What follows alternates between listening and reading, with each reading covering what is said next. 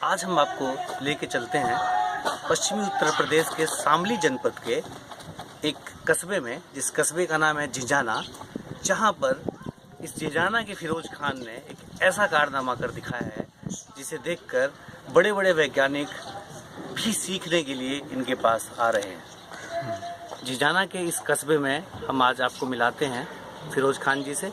हमारे साथ बैठे हैं फिरोज खान, हाजी फिरोज खान। हमारे दाईं तरफ एक मत्स्य पालन का बहुत बड़ा तालाब जो लगभग 7 एकड़ में इनके पास है। ये लगभग 25 सालों से इनके पास था, लेकिन इनके पास एक अनूठा एक आइडिया आया जब इन्होंने एक फन पार्क जाकर कहीं देखा। उस फन पार्क को देखने के बाद इन्होंने सोचा कि क्यों ना आकर के मैं भी इस तालाब के बिल्कुल बराबर में ऐसा ही एक अनूठा फन पार्क बनाऊं। उससे संबंधित फन पार्कों में जब इन्होंने विजिट करने के बाद देखिए अपने मुंह से, इनके मुंह से सुनिए आप कि किस तरीके से ये आइडिया इनके पास। अस्सलाम वालेकुम फिरोज खान साहब, आपके दिमाग में ये कैसे आइडिया है? आपने कहा कि 25 सालों से आपके पास ये तालाब था, लेकिन ये जो आपका पोर्शन है, कितनी भीड़ हम लोगों ने भी आपके सामने देखी, ये आइडिया आपके पास कैसे आया? ये तकरीबन 25 साल से तो मैं मछली पालन कर रहा था, लेकिन 3-4 साल से मेरे दिल में ये आया कि भाई कुछ कस्बे में ऐसा बने जिससे पब्लिक और के लिए एक मनोरंजन का एक सिस्टम हो, एक जिससे एक तैराकी भी सीखी जाए, एक थोड़ा वर्जिश का एक सिस्टम बना जाए। और तो मैंने ये सोचा कि भाई क्यों ना मैं यहाँ एक पार्क कैसा बनाऊँ अपने तालाब से संबंधित, क्योंकि साइड में मछली पालन वगैरह भी है मेरे पास में। और फिर ये मैंने किया है, सौर ऊर्जा से संबंधित मैंने ये उड़न खटोला बनाया है, स्विमिंग पूल खुद बनाया है, स्लाइड वगैरह खुद बनवाई है।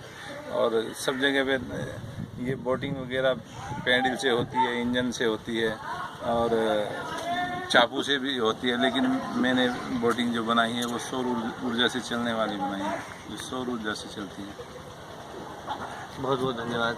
हम लोगों ने देखा कि आपके पास कोई गाड़ी थी, जो आपने बताया कि स्कॉर्पियो गाड़ी थी, पानी के अंदर तैरती हुई वो गाड़ी हमें नजर आ रही है। जी, थोड़ा उसके बारे में भी हमें। जी, मेरे पास स्कॉर्पियो गाड़ी थी, उसी की बॉडी से मैंने संबंधित मतलब वो उसको पानी पे चलाई है। फिर लेकिन जब चलाई है तो 1-2 साल चलाई है, लेकिन पब्लिक बहुत आती है, वो उसको फिर साइड वाइड में अगर उनको देते हैं तो नुकसान भी करती हैं उसमें। तो अपने पास इतना आदमी नहीं जो उसको एक आदमी उसमें एडजस्ट करना पड़ता है, तो ये खड़ी है आपके सामने है उधर।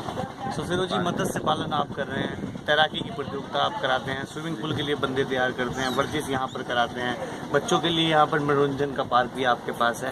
इसके अलावा भी आपकी कोई योजनाएं हैं इस कार्य को बढ़ाने के लिए? मैं इसको आगे 2-4 साल और लग जाएंगे, 2-3 साल, तो इसको देश से क्या विदेश से भी पब्लिक देखना है। अरे वाह!